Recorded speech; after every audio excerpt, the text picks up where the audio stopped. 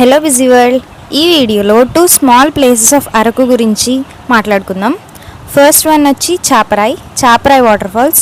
ఇది ఫేమస్ ప్లేసే కానీ మేము వెళ్ళింది జూన్లో కాబట్టి అంత ఎంజాయ్ చేయలేకపోయాం. బయట నుంచే చూసి వచ్చేసాం వితౌట్ ఎనీ ఎంట్రీ టికెట్ తీసుకోకుండా. And second one is Tatiguda water falls. ఎవరిని అడిగినా అరకు అంటే ట్రైన్ జర్నీ చాలా బాగుంటుంది, వ్యూస్ చాలా ఎంజాయ్ చేయొచ్చు అని చెప్తుంటారు. బట్ కార్ రైడ్ కూడా చాలా చాలా బాగుంటుంది. It's so under rated. ఎవరు దీని గురించి పెద్దగా చెప్పరు, బట్ కార్ రైడ్ని కూడా మనం చాలా ఎంజాయ్ చేస్తాం. ఆ రోడ్స్, ఆ వ్యూస్ అన్నీ చాలా బాగుంటాయి. ఇదిగోండి, ఈ వాటర్ ఫాల్స్కి వెళ్ళడానికి ఇలా ట్రెక్ చేసుకుని వెళ్ళాలి.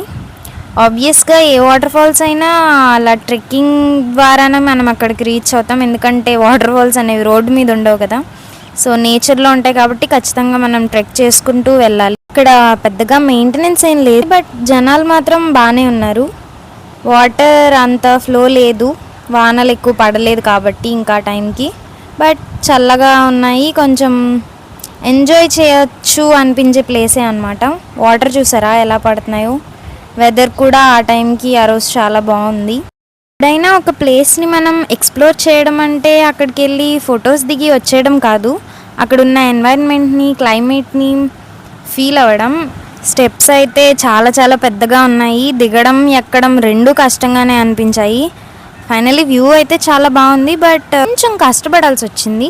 ఈ అనంతగిరి దగ్గరలో ఉందన్నమాట.